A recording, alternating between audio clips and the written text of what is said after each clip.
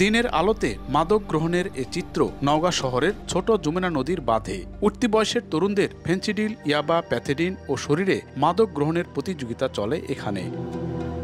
জেলায় ৬টি সীমান্ত পয়েন্টের ফাঁক ফোকর দিয়ে হর হামেশায় ঢুকছে ভয়ঙ্কর সব নেশাদ্রব্য।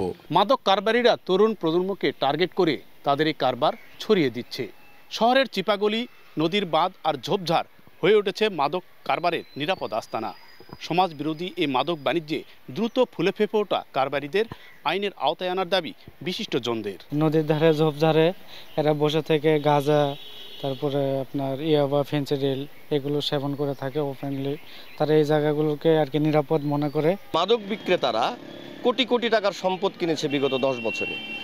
এইগুলো আসলে, এই জিনিসগুলো আসলে বন্ধ হওয়া দরকার। অসাধু মাদক কারবার বন্ধের দাবিতে আন্দোলনে নেমেছেন নানা শ্রেণী পেশার মানুষ।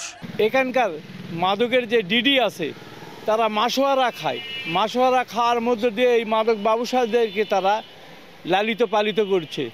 আজকে শস্যের মধ্যেই ভূত, এই ভূত যদি সারাতে হয় তাহলে আজকে যে মাদক নিয়ন্ত্রণ যে অফিস আছে এই অফিসকেই ধরতে হবে।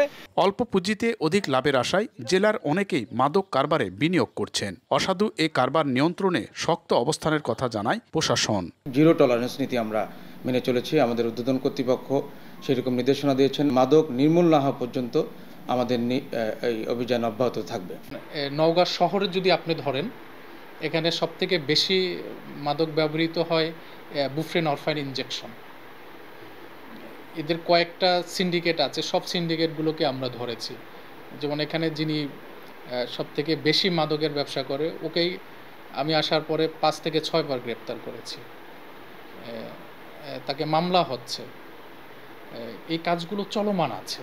জেলার আদালতে প্রায় 11,500 মাদক মামলা বিচারাধীন। গত 2 বছরে আইন শৃঙ্খলা রক্ষা বাহিনীর হাতে প্রায় 15 কোটি টাকার মাদক জব্দ হয়। এমআর রকি, সময় সংবাদ, নওগাঁ।